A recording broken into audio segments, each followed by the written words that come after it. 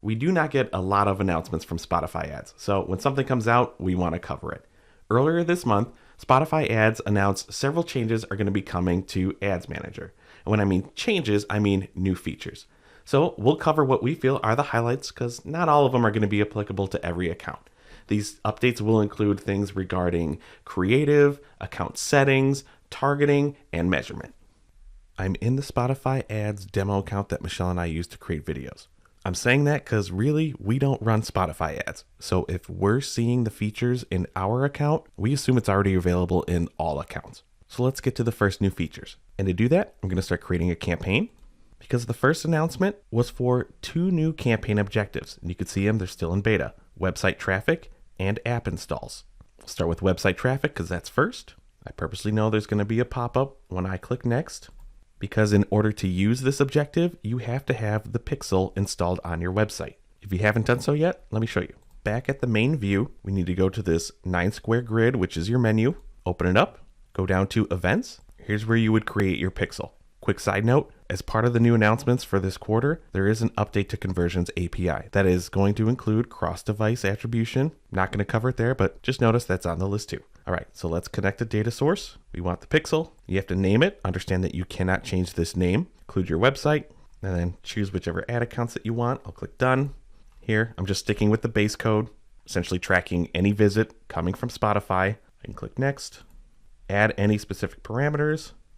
Here is the code. So I would copy the code, either install it manually in any templates on your site, use Google Tag Manager, whatever, and then you can click done. No, we haven't installed it on our site yet, so we're not going to see anything come up here, but since I don't have the pixel installed on our website, I'm not going to be able to go through all this, but you would name your ad set, choose your ad category, select the pixel from the dropdown, and then you can continue setting up the rest of the campaign. Let's look at the other objective, and that is app installs. In this announcement, Spotify stated that 75% of ad-supported streaming on Spotify happens on a mobile device. So Spotify can be a great platform if anyone wants to promote an app, which makes it easier to download. Now, in order to use this, you do have to have a third-party measurement partner. We don't have one, so we'll have to set it up later. But you see, here's where you would select your app, and then you would scroll down, finish it, and then launch your campaign. Coming back to the main screen, looking at our menu again, just under events, there was a section for apps. Here's where you can add your app. Here we see iOS, Android, and the 2 available measurement partners. So now you know there are 2 new campaign objectives for Spotify.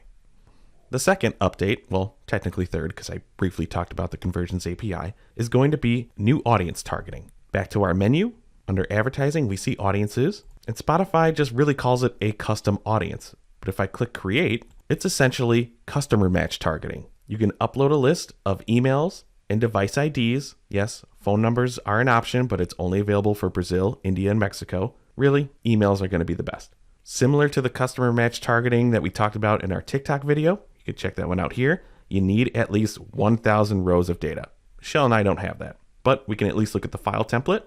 They're popped up as an automatic download. Spotify does state that you have to leave the column headers as is in this format. Do not change it.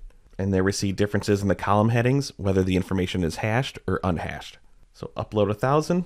Once the customer list is uploaded and has enough users, you will be able to create lookalike audiences from your customer list. So that could potentially give you even another targeting option to test for Spotify.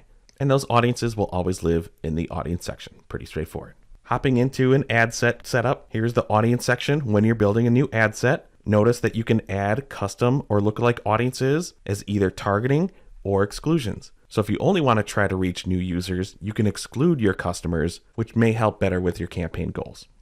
The next announcement is when you're creating your ads. And this step comes after you're building your new ad set, choosing your targeting, all of that stuff. But if I click on audio, there are now new AI-powered tools to help you build audio for your ads. Really, it's helping you create a voiceover without having to go and hire someone. I understand people don't like that. It's taking the human out of it. I totally understand that. If you can't afford to hire someone, great. But not all small businesses can. Here's where you can first start writing the script, add a couple sentences for your main message, add a call to action, and then there's optional settings for words to include and potentially words to avoid. After that's done, you can click generate. It's going to start writing, and then here's our script. I can go up. You can see I can start typing in there if I want to edit the script, maybe tweak it a little bit, or you can make updates to any of the settings off to the left and then regenerate the script. If you're okay with that, we can go to next. And here's where you can choose the AI voice that you want. If I actually click on the AI voice, you'll be able to listen and preview all the options, different age ranges, different genders. I'll just go back up, choose the first one, click save, and then choose the tone. So we have these three options: someone who's chill, serious, conversational and friendly, or enthusiastic and lively. Then you can generate again. And I'm sorry that you won't be able to hear this, but you'll be able to play the voiceover to get an understanding of what it sounds like. You can always test out different AI voices, test out different tones, regenerate, and if you find the one that you like, you can continue. Or if none of them really sound great or natural to you, there's always an option to work with an actual voice actor. But this could be the best option if you just have a lower budget. And with the last announcement, I just have to show you an image because it's not available yet. It's coming soon. And that will be brand lift measurement. This will be an option within Ads Manager. You can set up to 3 questions, see if your ads are making an impact. And the best thing is that this option is free. I don't know any ad platform that gives you brand lift studies for free. So possibly consider tailoring your questions to get better information on if your ads are making an impact and use their answers to help you improve and optimize your ads. And these are the newest announcements for Spotify. All of them are an improvement in my book. And as always, as Spotify keeps announcing new features, we'll make other videos to keep you informed. But we'd like to hear which feature you're looking forward to the most. So let us know in the comments. Thanks for watching our video. We really appreciate it. If you liked it, give us a thumbs up below. If you really liked it, maybe think about subscribing to the Paid Media Pros YouTube channel and you'll get alerted every time a new video drops. If you really liked it, you can help support the channel by checking out some of the t-shirts that we're wearing on our merch shelf, as well as looking at the Super Thanks button.